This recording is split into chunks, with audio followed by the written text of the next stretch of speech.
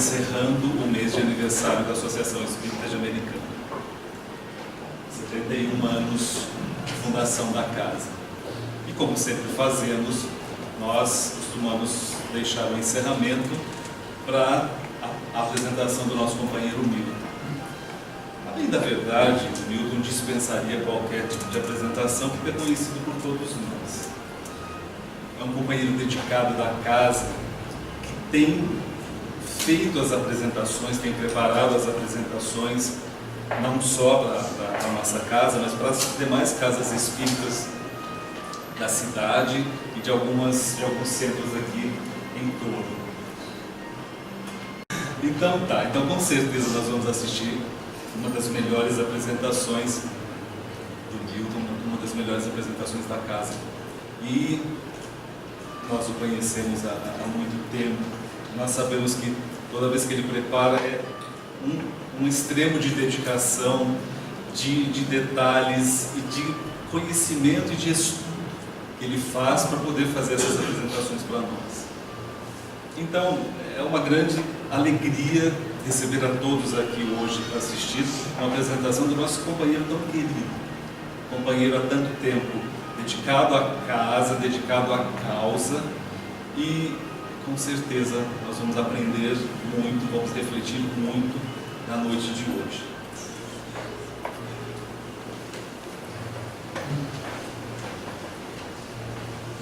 Pessoal, boa noite.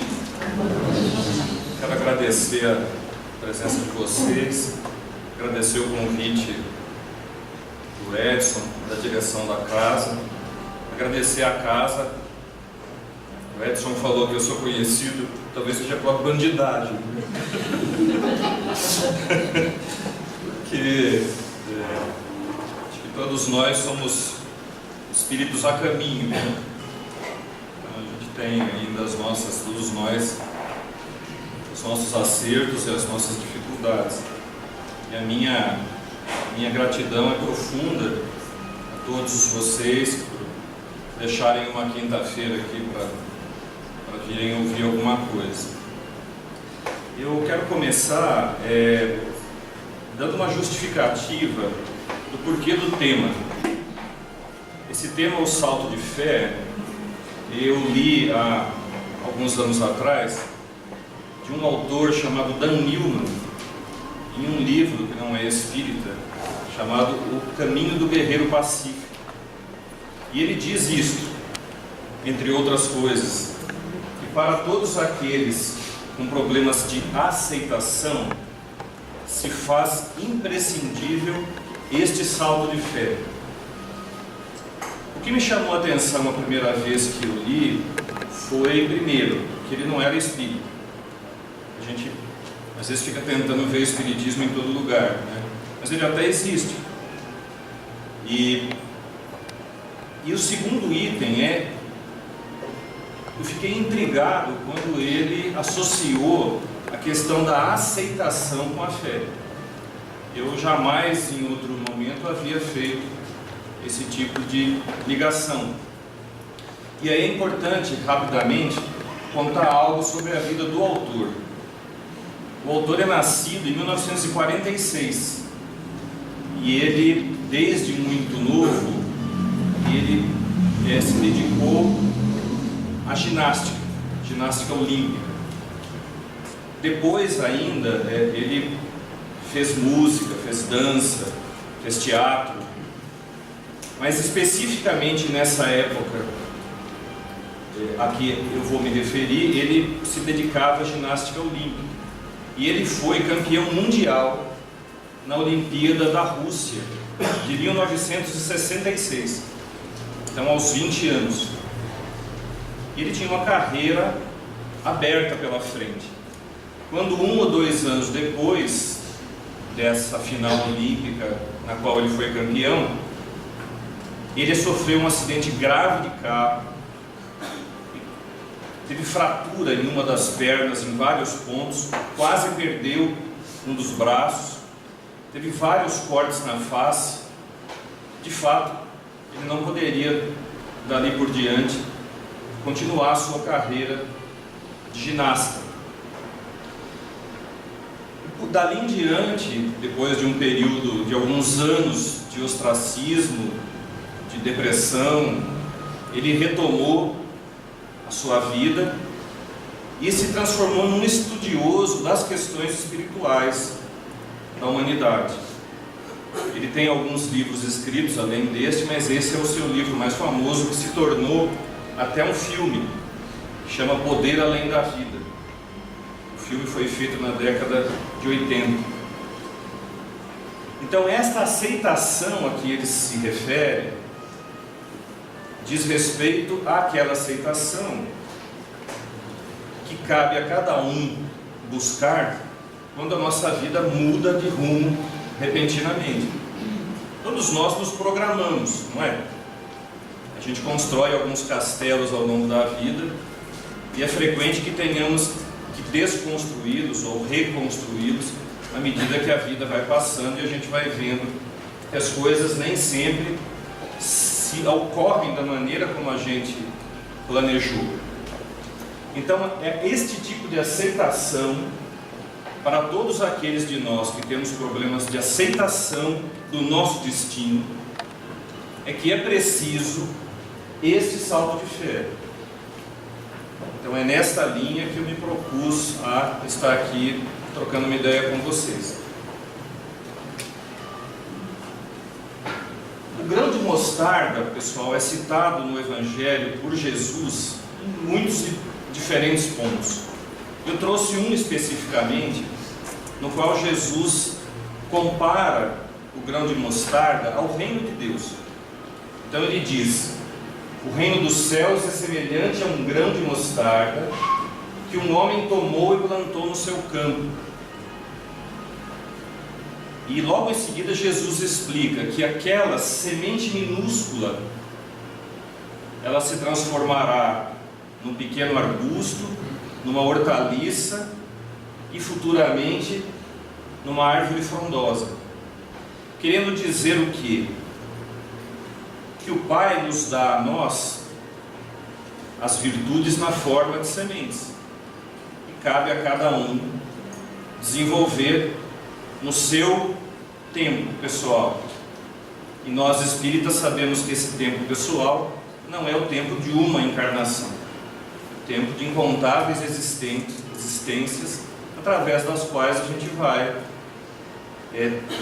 evoluindo, plasmando em cada encarnação e numa mesma encarnação, à medida que o tempo passa, a gente vai incorporando e crescendo, desde o pequeno grão de mostarda até a árvore frondosa do reino de Deus que está dentro de nós. Eu quero trazer para vocês esse quadro, que ele será muito importante no entendimento das ideias que a gente vai desenvolver. Esse quadro é um quadro que serve para várias finalidades e ele fala dos níveis de aprendizado de qualquer coisa para o ser humano. Em geral, a gente parte aqui do estágio 1, em que a gente não sabe que não sabe alguma coisa. Do ponto de vista da vida transitória, a gente vai chamar isso de ignorância. Do ponto de vista da reencarnação, nós vamos chamar de esquecimento do passado. Certo? A gente evolui um pouco nessa fase dos automatismos e tal, e de repente a gente tem uma tomada de consciência. A gente nota que tem um determinado tema, um determinado assunto, uma certa coisa, que a gente toma consciência de que ela existe, mas a gente não ainda a conhece de verdade. Então é o segundo estágio do aprendizado, quando a gente sabe que não sabe aquela coisa. O tempo passa, a gente progride e de repente a gente domina aquela determinada faculdade. E é o momento então em que a gente vai elaborando aquele saber, vai vivendo, até que chega num ponto que a gente sabe que sabe. É como o andar de bicicleta, não é isso? E de tanto repetir o sabe que sabe, chega uma hora que a gente introjeta aquele saber e ele passa a fazer parte do nosso patrimônio. E a gente começa a fazer sem pensar. Então é um período que a gente não sabe que sabe, a gente faz sem pensar. Tudo bem até aí, pessoal? Faz sentido? Então vamos seguir. A gente pode usar esse mesmo quadrinho num desenho teórico do desenvolvimento da fé. Aquele mesmo quadro do não sabe que sabe seria aqui o que eu chamei de deutropismo. O que é o deutropismo? É aquela coisa na fase do desenvolvimento da alma, antes da fase racional, antes da consciência do si, em que a alma, seja na forma do mineral, seja na forma do vegetal, seja na forma do animal não racional, ela busca Deus. E o melhor exemplo que eu conheço é o da planta, que colocado num ambiente escuro dentro de casa, ela começa a crescer e se dirigir para a luz. Quem que ensinou a planta a fazer esse movimento? Até onde me consta, ela não tem o dom do pensamento como nós. Então ela busca instintivamente. De onde a palavra deutropismo significa isso? O tropismo é uma busca, Deus, né? É uma busca de Deus que é instintiva, que é primitiva, que é primária em todo indivíduo vivo. Tudo bem? Passam-se os milhões e os bilhões de anos até que a gente atinge a fase racional da evolução do espírito. E essa tendência que antes é primitiva, é intuitiva, ela começa a se desenhar de uma maneira um pouco mais organizada. A gente pode dizer, do ponto de vista primitivo, que seriam os homens da Idade da Pedra, criando danças e rituais no entorno das fogueiras, em determinadas épocas do ano ou do mês. Então essa ritualização dos costumes que a humanidade primitiva começa a fazer, vem desembocar até hoje. A maioria dos cultos, seitas e doutrinas, os mais diferentes tipos de lugares da Terra, apresenta cerimoniais, rituais, etc., que nada mais são do que desdobramentos do homem primitivo. Então o segundo estágio do desenvolvimento da fé é o estágio dessa experiência mística, dessa experiência do mágico que a gente vê através da prática dos cultos externos. Muitos de nós acreditam na folha de arruda, no sal grosso e etc. A gente cultua algumas coisas e muitas delas com sentido real, então nenhuma crítica, que faz parte desse sistema que a humanidade usou até os dias atuais. Mas o que a gente vai percebendo ao longo de toda essa fase de elaboração de nós seres humanos? Que para muitos, se não para a maioria, só essa questão da prática exterior está ficando ou tem ficado insuficiente. Hoje a gente vê muitas pessoas já num outro grau de busca. Só a participação,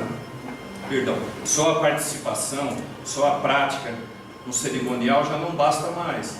A gente está precisando de algo que nos preencha por dentro. Então a gente muda de fase e entra lá para a terceira fase, que é a fase do culto interior. Aquilo que Kardec nos ensinou da fundamentação pela razão.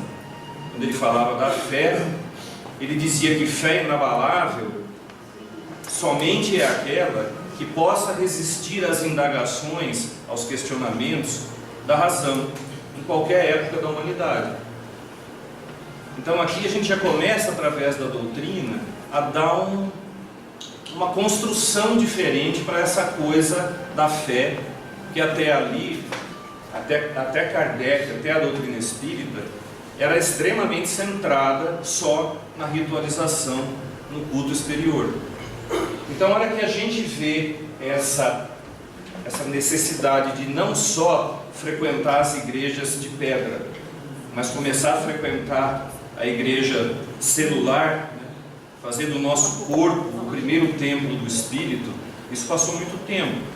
E nós somos ainda novos nessa experiência. Mas chegará um momento, eu creio que ainda não é chegado, que essa confiança, que esta fé, ela vai se transformar num patrimônio para cada um de nós. E a gente nem vai precisar fazer muito esforço para esse movimento de fé. Então seria no momento em que a gente entra no último quadrante, que é o não sabe que sabe. E é isso que os Espíritos, no livro dos Espíritos, nos ensinam e nos chamam de fé robusta. Todas as outras formas de fé são chamadas pelos Espíritos de fé vacilante. Interessante o termo. Então, nós temos a fé robusta, que creio sejamos ainda poucos no planeta que conseguimos detê-la conosco, e a maioria vacila, não é? Sobe e desce conforme as situações que estamos vivendo. E pessoal, é o que tem para hoje. É assim que nós estamos daqui para trás. Alguns poucos talvez aqui, que eu não tenho muita ideia, eu não estou aqui, eu não sei falar sobre isso. Mas como um modelo, eu achei bem interessante. E quero também destacar para vocês que a fé neste modelo, ela é compatível com a proposta espírita. Porque nós aprendemos no livro dos Espíritos que a fé tem uma característica inata, porque ela já vem de fábrica conosco, e ela vai se desenvolvendo, ela vai se elaborando na medida que nós vamos tendo vivências e vamos fundamentando aquela fé do ponto de vista teórico e racional. Fica legal para entender assim? Então, sigamos. Este trecho eu vou comentar com vocês antes de comentar a projeção. Ele se baseia numa narrativa do Evangelho que conta que num anoitecer em Cafarnaum, Jesus pregava com os apóstolos na praia do Mar da Galileia. E eles tinham terminado os trabalhos e os apóstolos seguiriam para Genezaré, de barco, pelo mar. Mas Jesus quis retirar-se para orar nas montanhas. Então ele avisa aos apóstolos que ele os encontraria mais tarde. Alta noite, diz o Evangelho, estando Jesus ali sozinho, nas montanhas, e isso me chamou muito a atenção, porque mesmo ele tinha necessidade de momentos de intimidade com o Pai. Intimidade que ele não teria, ou não teria na mesma intensidade, se ele ficasse na bulha, no meio das pessoas, inclusive dos próprios discípulos. Então ele vai para a montanha, e altas horas da madrugada ele resolve ir encontrar os discípulos. Só que estava já a noite alta, eram mais ou menos 3 a 4 horas da manhã. O Evangelho refere-se ao último quartil da madrugada, e isso corresponde mais ou menos das 3 às 6 horas da manhã. E o mar estava bravio, um vento forte, ondas altas. E vocês imaginem nós, como se fôssemos os discípulos, dentro do barco, de noite, de madrugada, sem nada enxergar, como é que a gente estaria? Estava todo mundo morrendo de medo. Isso, o Evangelho é textual. E de repente, Jesus se aproxima e os discípulos veem um vulto andando sobre a água. E eles se apavoram e se põem a gritar. E alguém diz: é um fantasma. E aí Jesus, para acalmá-los, diz: tende bom ânimo, sou eu, não temais. mas eles não estavam conseguindo distinguir bem a figura de Jesus. Então Pedro, que era um líder, ele disse, né: mestre, se és tu, manda-me ir contigo por cima das águas. Então vocês vejam que lembra um pouco a gente, né? Quando a gente se refere ao mestre, a gente quer dizer como ele tem que fazer, né? Senhor, ó, é tu mesmo? Ele já estava desconfiado. Primeiro porque ele não estava vendo, né? E depois ele diz, ó, eu só vou acreditar se você mandar eu ir sobre as águas. Certo? Aí Jesus diz para ele: Pedro, vem. Pedro desce do barco e sai andando. Então, esses pés não são de Jesus, são de Pedro andando sobre as águas. Mas narra o Evangelho que, como o vento estava forte, as ondas altas, a escuridão plena, Pedro ficou com medo. E no que ele ficou com medo, ele começou a afundar.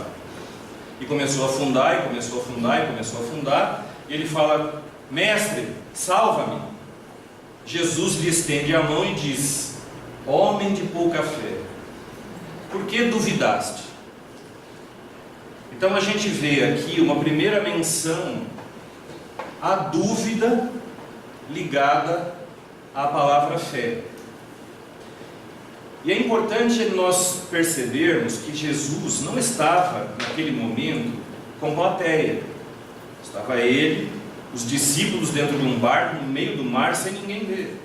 Ele estava se reportando àqueles que mais o conheciam, que conviviam com ele no dia a dia, que conheciam mais que nenhuma outra pessoa encarnada na terra a sua doutrina, os seus ensinamentos. E aí ele diz: homem de pouca fé. Se ele diz homem de pouca fé, significa que a fé tem uma gradação, né? A gente pode ter pouca, mais ou menos, ou bastante, o que condiz com aquele gráfico do desenvolvimento da fé. E também ele faz uma ligação direta da fé com a dúvida. Certo? Vamos continuar. Esse autor aqui, chamado Jonathan Haidt, ele tem nos últimos 10 ou 15 anos feito diversas, ele é um psicólogo norte-americano, e ele tem feito diversos trabalhos e pesquisas muito bem elaboradas na área do comportamento humano, em particular no que diz respeito ao quanto a gente, mesmo sabendo o que nos convém e nos faz bem, do ponto de vista da saúde ou qualquer outro, o quanto que a gente tem dificuldade de fazer aquilo. Eu acho que nunca, pelo menos no tempo meu desta existência aqui, eu nunca vi tanto acesso à informação como nós temos. Hoje nos consultórios as pessoas chegam com o diagnóstico, não é? E chega com o diagnóstico principal e o secundário. A hora que a gente diz: olha, eu acho que o senhor tem tal coisa, ele fala: mas não pode ser isso, mas não pode ser aquilo. O senhor tem certeza? Eu queria fazer tal exame, não é? Porque a gente tem tanta informação que em tudo a gente tem força de argumentação. Então vejam que nesse quesito o Jonathan Haidt vem estudando. E uma teoria que ele montou, que tem sido muito usada em várias áreas, é a teoria do elefante como seu condutor. Vejam que, em média, um homem indiano condutor de um elefante, ele pesa 50, 60 quilos. E um elefante, em média, 6 toneladas. E ele fez, então, isso uma comparação com cada um de nós. Ele diz, olha, que o condutor corresponde a essa consciência racional, lógica, matemática, controladora, que se organiza, que tenta ter um perfil diário de planejamento para seguir as suas metas, etc. Enquanto que o elefante corresponde à psique emocional, não lógica, intuitiva, que do ponto de vista espiritual essa última frase não é dele, representa também a sabedoria ancestral e individual. Carlos Jung dizia que o nosso inconsciente, ele é, na sua base, ele é coletivo. Então, assim, todo o saber da humanidade, todos nós desfrutamos. Por isso que tem muitas coisas que a gente faz de modo parecido, sem nos conhecermos.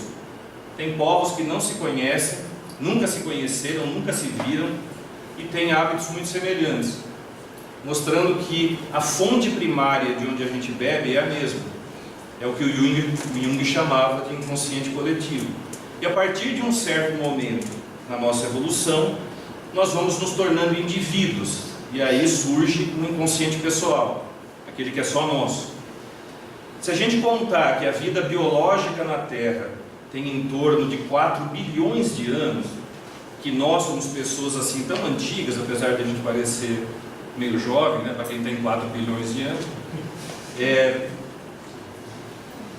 isso tudo está embutido dentro do nosso saber espiritual. Só que não pode estar tudo aqui agora, concorda? Senão a gente explodia, né?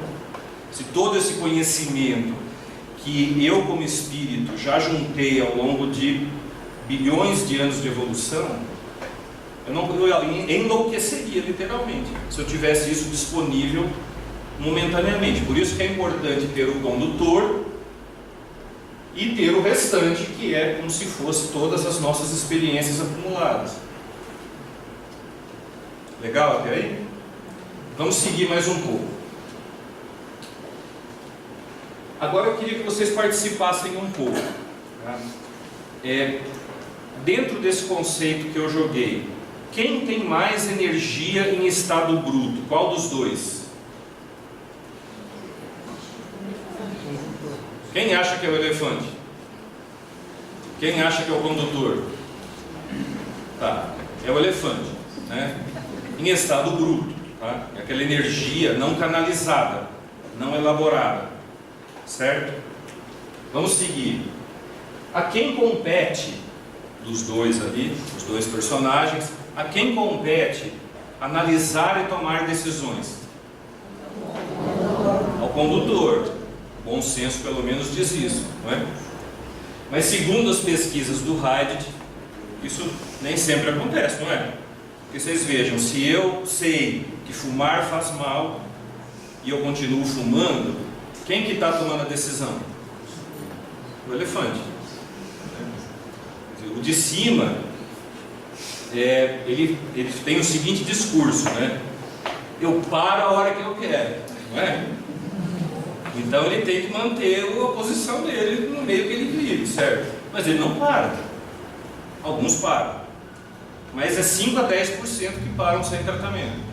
Então vocês imaginam que o elefante predomina em 90%, né? 90%.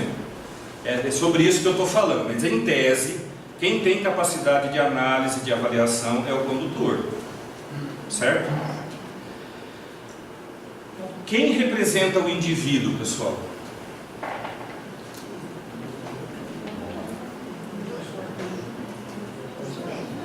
Quem acha que é o elefante? Quem acha que é o condutor? Quem acha que são os dois? Melhorou. Então os dois, certo? Se nós somos feitos de razão e emoção, de uma personalidade que aqui se manifesta e interage, e um grande cabedal de experiências já desta e de outras encarnações, então tudo isso sou eu. Certo? Agora essa é legal, ó. Quando Pedro caminhou sobre as águas, quando ele estava de pé sobre a água, quem que estava no comando?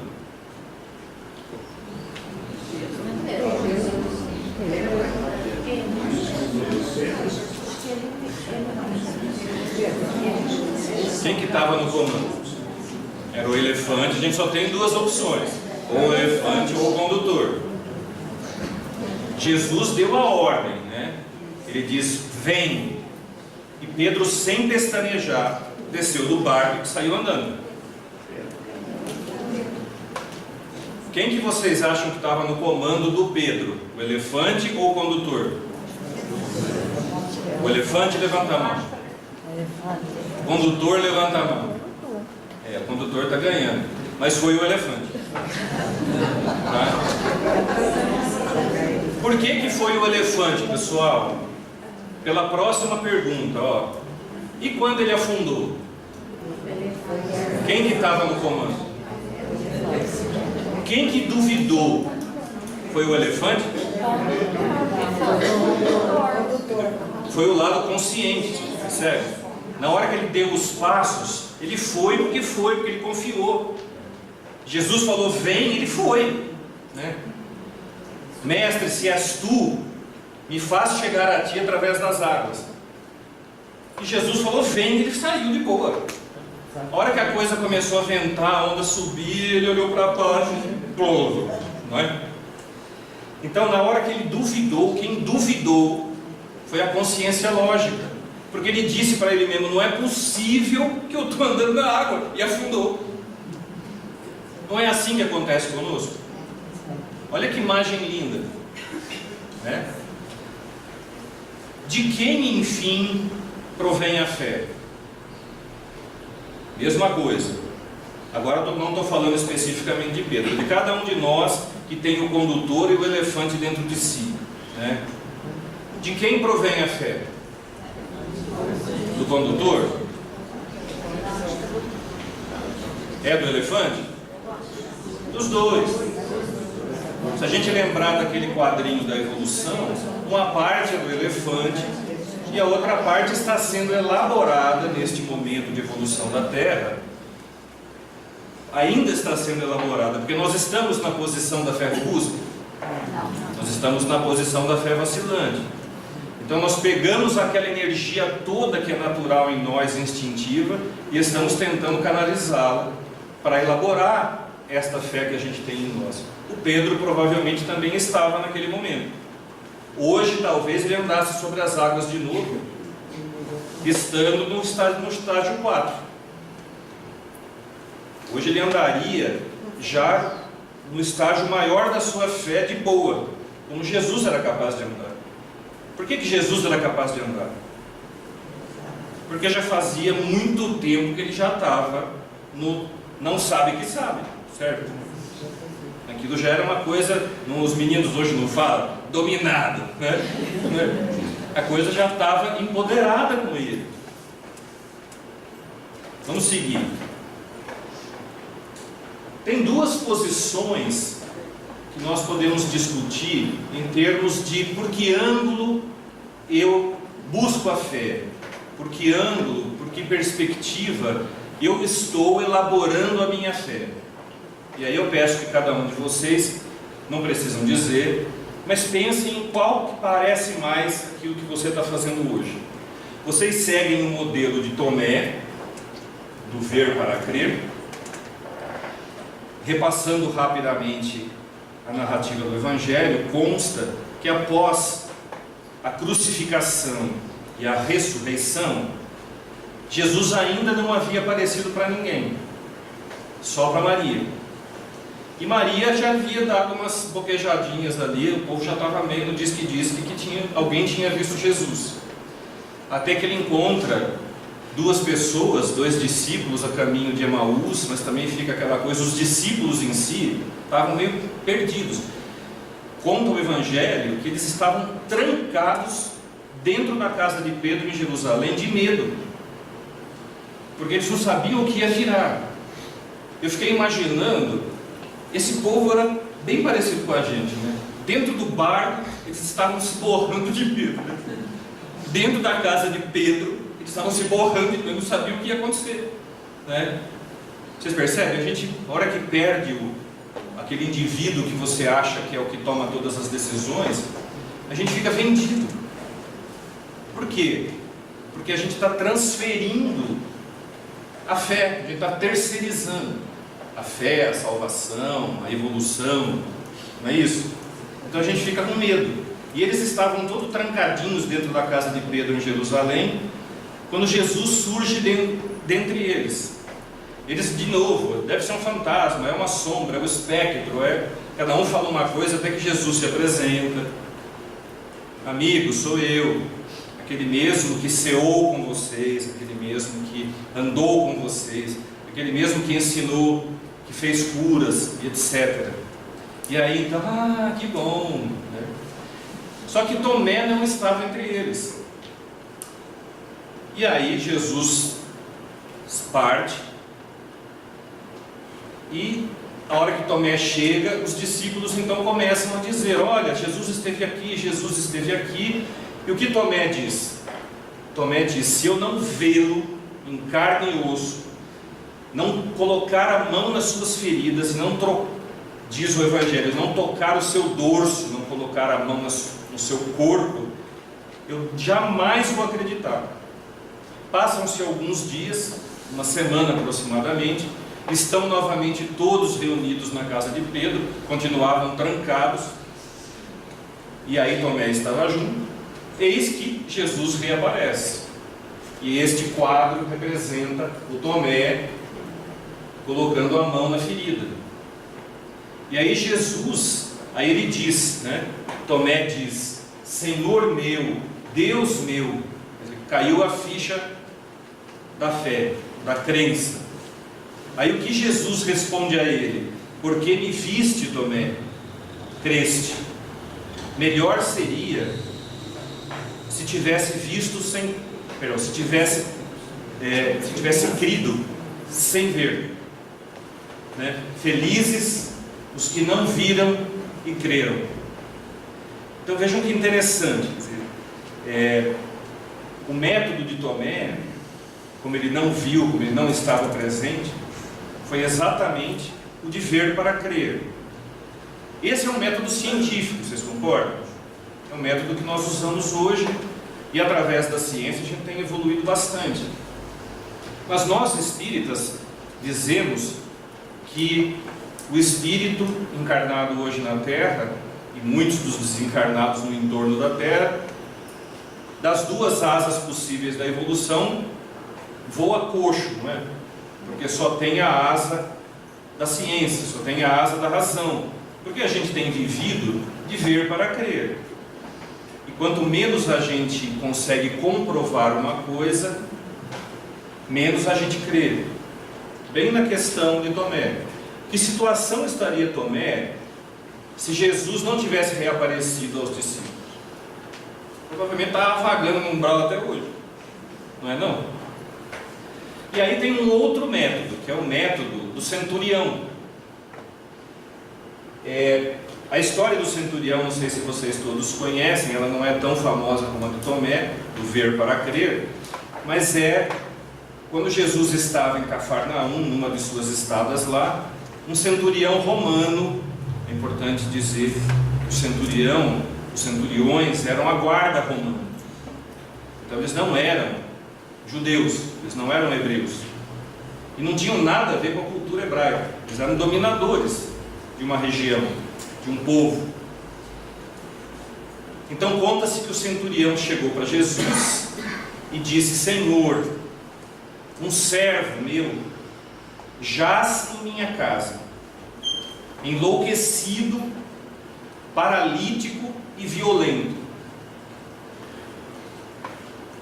Eu te peço que o cure. E Jesus diz a ele: eu irei até lá e levarei saúde ao teu servo. Nesse momento, o que o centurião diz a ele? Senhor, não sou digno de que entres debaixo do meu telhado. Dize somente uma palavra e o meu criado há de sarar.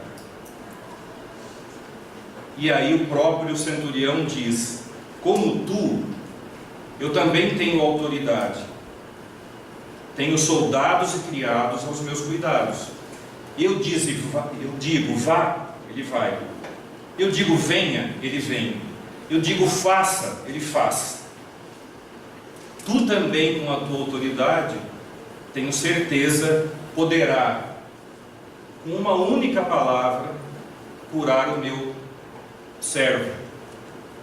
E Jesus, maravilhado disso, o Evangelho diz: que por toda Israel ele jamais vira alguém com tamanha fé. Por que por toda Israel? Porque o centurião era romano. Cafarnaum estava dentro de Israel. Então, entre aquelas pessoas que lhe eram familiares, ele também era judeu, Jesus, ele jamais tinha visto alguém com a fé de um estranho. Jesus, aliás, era mágico para achar gente diferente para citar, para colocar como alguém capaz de dar um exemplo digno. Então, a imagem do centurião virou um emblema do crer para ver. Porque ele nem fez questão que Jesus fosse direto na casa dele.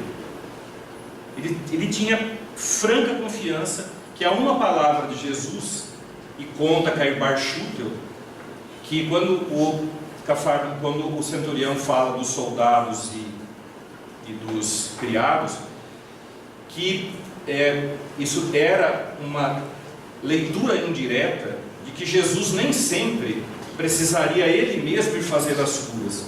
Uma palavra dele e a legião de espíritos iluminados que assessoravam Jesus iriam até a casa do centurião para curá-lo. Ou ele poderia fazer uma cura à distância. Então vejam como era firme a fé, que ele nem precisaria ver. Então a gente tem esses dois modelos extremos. Entre eles tem todas as combinações possíveis. E cada um fica convidado a ver em qual se encaixa mais. Então agora eu vou me dirigir diretamente a vocês também, novamente, não precisam responder em voz alta, isso é muito mais para estimulá-los a uma reflexão. De onde provém a sua fé? E em seguida, como você escolhe crer? Confia na providência? Providência com P maiúsculo? Aceita os seus desígnios? Entrega-se?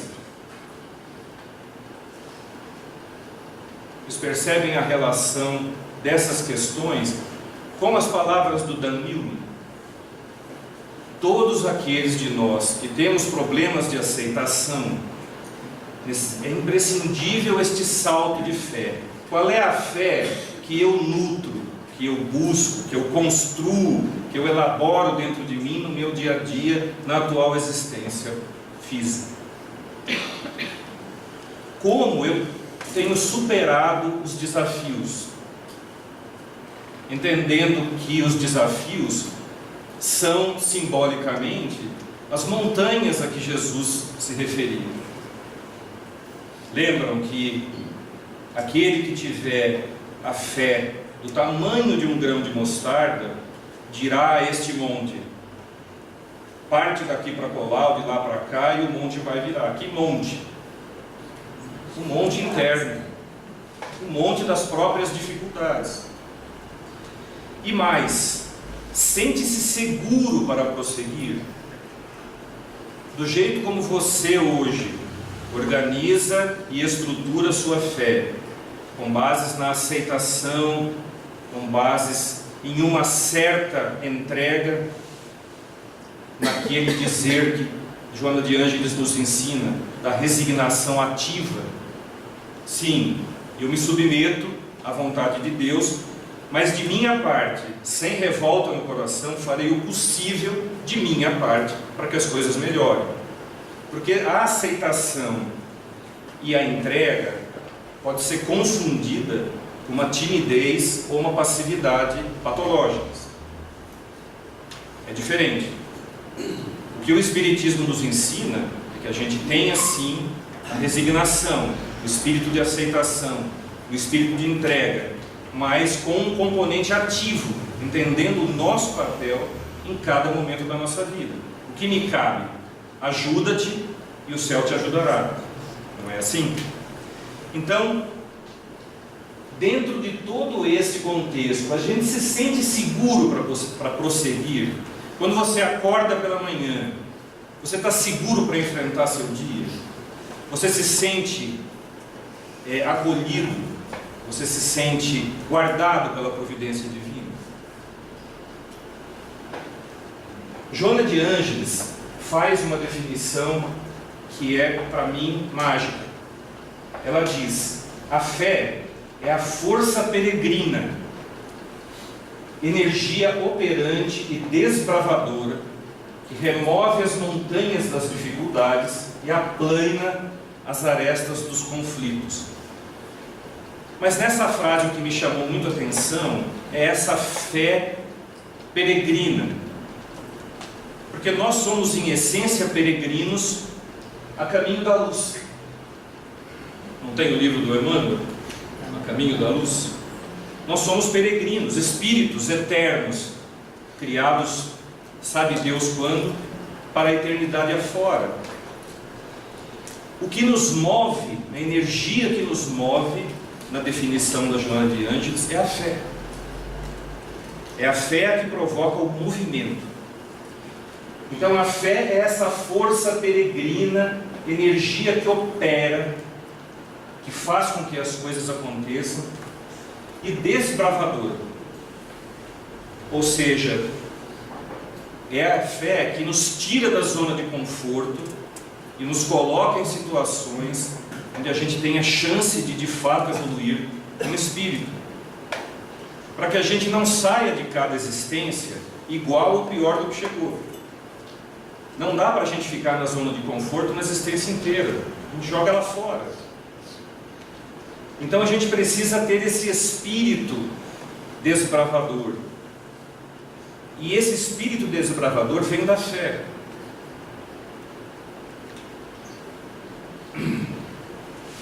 Esta cena, eu já me referi a alguns trechos dela, mas vou retomar. É a cena que se passa quando Jesus, Pedro e Tiago, que estavam no alto do Monte Tabor, no momento da transfiguração, eles haviam deixado os outros discípulos no sopé do monte. E aonde Jesus e os apóstolos iam, juntavam um monte de gente, querendo ajuda, querendo uma palavra, querendo curas.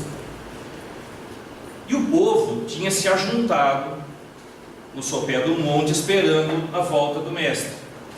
E quando ele chega de volta, estava um rebuliço. Ele não tinha entendido bem o que tinha acontecido, mas logo um senhor se aproximou dele, que é este aqui, e disse: Senhor, ajuda-nos, porque meu filho está endemoniado. Olha que bonitinho. Meu filho está endemoniado, está enlouquecido. Ele cai e se levanta do solo incontáveis vezes, e os teus discípulos foram incapazes de curá-lo. Aí o que Jesus faz? Chama a rapaziada e diz: ó raça incrédula e depravada. Eu tenho dito que se fosse eu fazia mala e ia para casa. Porque veja, ele deu uma geral pública. Tanto que esses indivíduos aqui representam os apóstolos. Do lado de cá estava o circo pegando fogo e os apóstolos vendo ali o que ia virar, pagando para ver, né? Então ele diz: ó raça incrédula e depravada, até quando estarei convosco? Até quando vos sofrereis?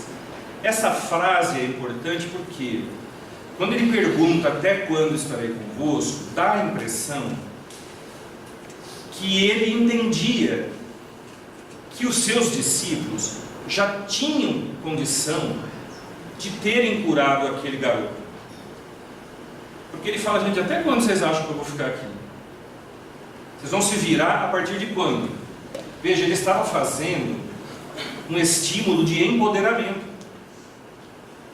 Todo bom líder empodera. Ele não fica empoderado para que todo mundo dependa dele, senão ele vira um tirano.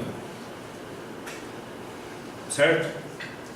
Mas o incrédulo até passa, né? Porque ele já tinha chamado que Pedro tinha pouca fé e tal. Mas o depravado é triste.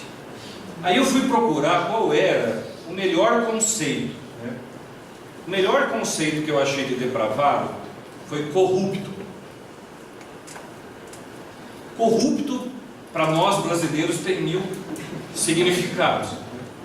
Mas no sentido que eu entendi do Evangelho, que não é o mesmo que nós usamos, né, é de alma corrupta. Ou seja, as coisas deviam ter tomado um certo caminho e a gente deixou se contaminar por outras coisas. A gente corrompeu, né, aquilo que era para seguir um certo caminho. A gente foi desviando e botando outras coisas. A gente corrompeu a ideia inicial. Então é esse o sentido de depravado. Tudo bem? Vamos seguir um pouco. Em verdade vos digo que, se tiverdes fé como um grão de mostarda, direis a este monte: passa daqui para colar, e ele há de passar, e nada vos será impossível. Eu já citei este item. E por fim, esta casta de demônios, que até parece engraçadinho, não se expulsa senão pela oração e pelo jejum. Eu gostei da bundinha do demônio. Né? Esta casta é só para quebrar o gelo. Mas que é engraçadinha, faltou uma fralda. Então ele disse, ó, esta casta de demônios não se expulsa senão pela oração e pelo jejum. Vocês acham que Jesus quis dizer oração e jejum literalmente? Por oração, eu entendi a maneira de nós nos ligarmos com o alto, que não é só a oração, mas a oração é o grande representante da conexão do Criador, da criatura com o Criador. E o jejum? Será que os apóstolos tinham que passar fome? A que jejum será que Jesus se referia? Vamos continuar um pouquinho. Olhem que interessante a imagem, um close aqui dos discípulos. A gente vê que tem duas figuras aqui que estão até na sombra, né?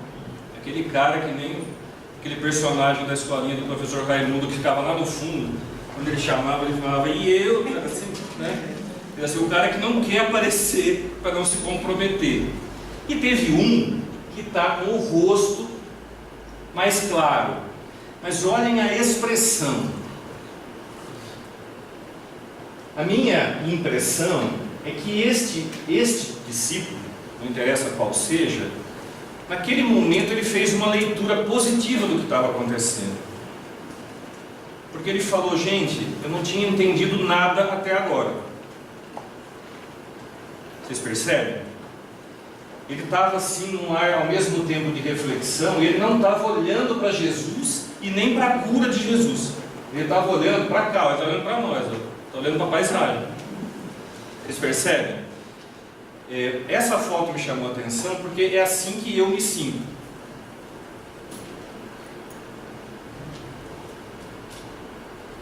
Então, vamos tentar fazer um estudo mais completo desta passagem da cura do garoto endemoniado. Em que situação Jesus encontrou os discípulos? Em dúvida, corrompidos, ou seja, com interesses divididos. Eles não sabiam se eles serviam a Deus ou a Mamon, e cá dentro tinham e temos uma certa preferenciazinha por Mamon, certo? Então nossos interesses são divididos.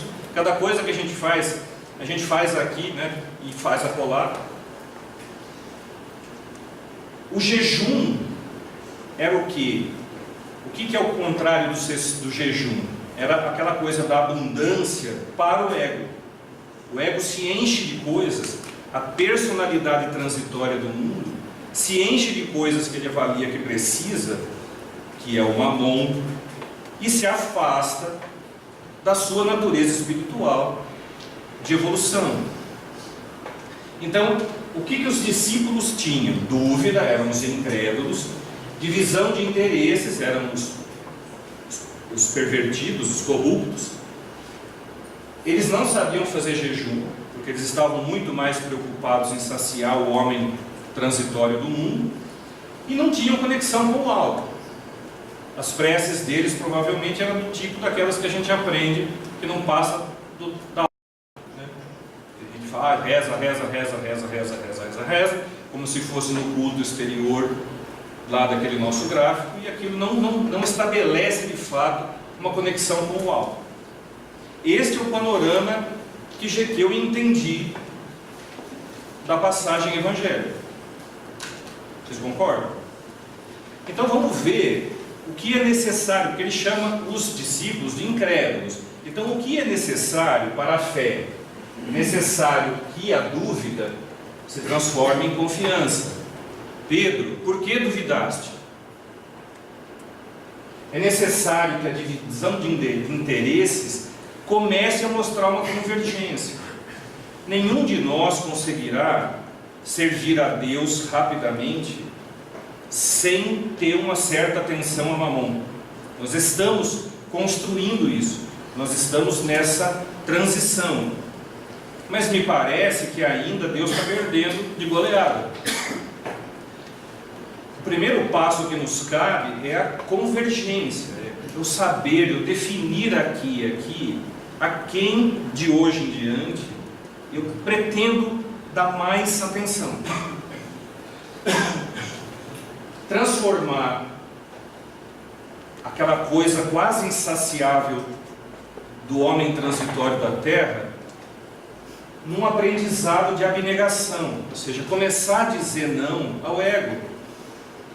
Porque o ego é aquele diabinho que fica aqui dizendo, eu acho que você está precisando de tal coisa.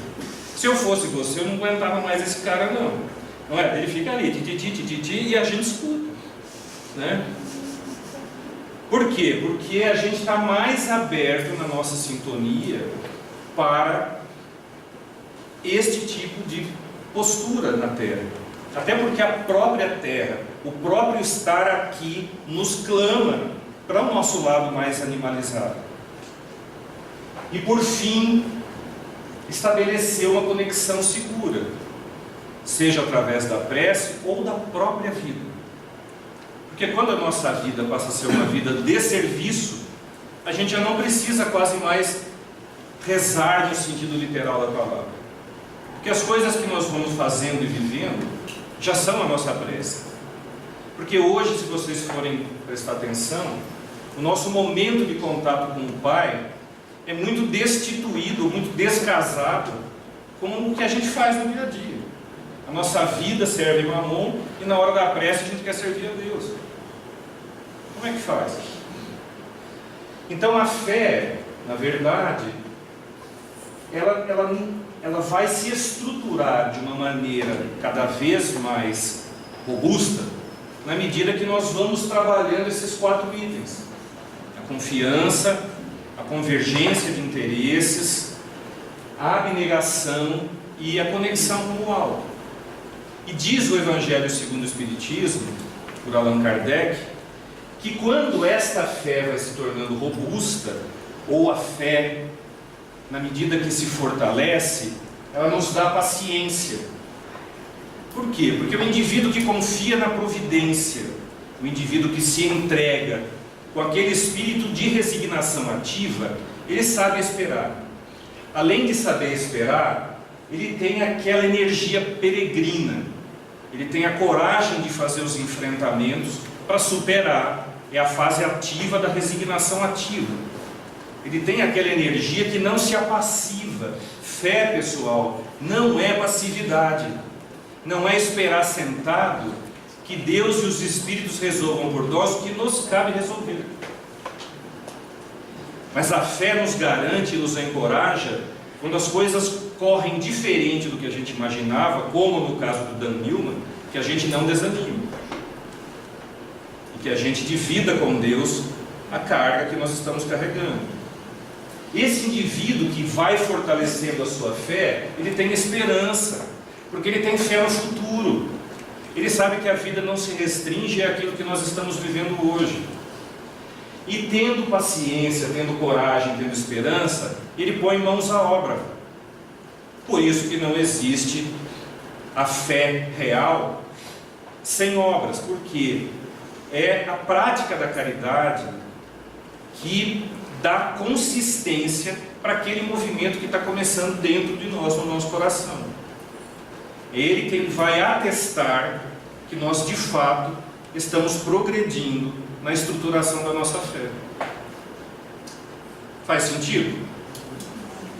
Então, voltando para Dan Millman, na proposta do salto de fé, diz o Dan Millman que nós só vamos conseguir dar essa mudança quando a gente sair da perspectiva convencional, ou seja, o homem terreno no mundo. Como é que eu estou vendo o mundo? Eu sou um Tomé que não viu Jesus, perdeu a segunda presença, então eu estou buscando explicações só através do meu racional, para uma perspectiva transcendental, que é a que nós aprendemos da nossa doutrina. A doutrina é extremamente rica ao nos fornecer os parâmetros para a vida espiritual. E porque, tendo esses parâmetros ao alcance da razão, a gente age como o elefante de Hyde. A gente teima em viver como homem do mundo somente. Lembrando a pergunta que Jesus fez: até quando estarei convosco? Então nós, no momento atual da nossa evolução, nós já temos condições de dar mais, de oferecer mais. E qual que é a solução? É mudar a nossa perspectiva, é começar a nos lembrar quem somos. Porque nós somos espíritos que ocupam um corpo, e não um corpo que tem um espírito. Eu sou um espírito encarnado. A minha vida verdadeira é a vida espiritual. Eu já existia antes dessa vida e vou continuar existindo depois daqui. Já reencarnei um tantão e vou continuar encarnando, porque tem muita coisa para aprender, fazer e resgatar. Então vejam, essa perspectiva que a doutrina nos dá deveria ser uma alavanca para fortalecer a nossa fé. Ela tem sido? Cada um responda. Repito, eu jamais preparo alguma coisa para trazer dor na consciência. A minha ideia é que cada um reflita e veja onde, como e de que modo pode estar usando isso aqui para si. Se não quiser usar, tem o botão do Dell. Ok? Então assim, em nada nos ajuda, pessoal, a gente se sentir mal. A gente cansa de ouvir nas casas espíritas que a gente é imperfeito, que a gente é pequenininho, que a gente é isso, que a gente é aquilo, mas no fundo, isto é a mesma postura dos espíritas, dos discípulos medrosos dentro do barco, na hora que vem o vulto de Jesus. Todo mundo grita, por quê? Porque você transfere, você não se empodera da sua fé. Então, meu desafio a vocês é que a gente mude a perspectiva pela qual cada um entende a sua crença nesse momento. Este indivíduo é você. É o samaritano fazendo o caminho de Jerusalém para Jericó. Jerusalém era a cidade iluminada, a cidade das grandes igrejas, das grandes manifestações da religião. E Jericó é uma cidadezinha lá embaixo, que pode ter a representação do nosso eu interno. Então o caminho de Jerusalém para Jericó é o caminho do autoconhecimento. É o caminho que cada um de nós fará para poder fazer o salto de fé. Então nós somos o samaritano que pegou a trilha, saindo dos portões monumentais de Jerusalém, em direção a Jericó. E de repente a gente encontra uma vítima caída dos ladrões. Como samaritano, perguntou ao fariseu, ao doutor da lei, quando ele estava explicando quem era o próximo. Ele pergunta: qual dos três te parece o próximo daquele que caiu em poder dos ladrões? Vocês lembram o que o doutor da lei respondeu? Já haviam passado 3: o sacerdote, o levita e o samaritano. Os 2 primeiros passaram ao largo, preocupados, ensimesmados com as coisas que tinham que resolver. Também qualquer comparação, qualquer semelhança é mera coincidência. E o samaritano foi aquele cara que era já meio que pré-condenado pela religião farisaica dominante, porque eles não seguiam exatamente as coisas dentro da caixinha, e foi o cara que não titubeou. Daí Jesus perguntar ao doutor da lei, que era um fariseu de carteirinha: quem te parece o próximo daquele que caiu em poder dos ladrões? E aí o próprio doutor da lei respondeu: o que teve misericórdia. Quer dizer, ele sacou, né? Então Jesus, como costumava fazer na sua sabedoria, ele respondeu uma pergunta com outra pergunta, forçando o doutor da lei a elaborar a sua resposta. Então ele estava praticando a caridade. Jesus não estava tentando o fariseu, não tinha nenhum motivo para isso. Ou ele ia simplesmente ignorar, porque era ainda um indivíduo sem condição de fazer mais do que estava fazendo, mas ele se comprometeu a educar o fariseu. E ele então devolveu, nessa história que eu acabei de contar, quem era o próximo daquele que estava ferido? E o fariseu respondeu: que teve misericórdia. O que moveu as montanhas do ego para poder cooperar. Então vejam que o samaritano foi aquele indivíduo dos 3 que também tinha coisas para fazer em Jericó, que também tinha compromisso, ele não era um desocupado.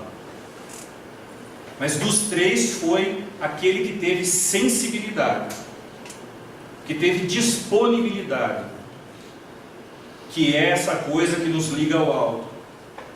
Quantas horas por dia nós estamos disponíveis para sermos bons instrumentos dos Espíritos ou para fazer o bem por nós mesmos? Quantas horas por dia? Então a fé, pessoal, é a poderosa energia que nos propele a Deus. O verbo propelir, ele é muito importante aqui. Porque queiramos ou não, lembram do deotropismo? Nós ainda continuamos com o deotropismo em nós. Só que a gente duvidou e afundou. O nosso trabalho agora é de andar de novo sobre as águas. Mas não só com a energia do elefante. Com a energia pensada, sentida e fundamentada do condutor. Mas a fé, mesmo assim, mesmo fundamentada, mesmo pensada, ela continua sendo a energia, aquela coisa que a gente não sabe de onde vem, que nos empurra, que nos propele para Deus e nos move confiantes para a realização da lei de amor. Porque o que é que o samaritano fez? Ele amou ao próximo antes dele, ele também tinha os compromissos dele. Ele foi capaz de remover as montanhas do ego para deixar o Deus interno ajudar o seu semelhante. E a energia que fez esse milagre foi a fé. É para isso que a fé serve. É isso, pessoal. Peço a vocês que Deus permita que nós possamos refletir, eu particularmente, e que a gente possa ter uma ida para casa em paz. Muito obrigado.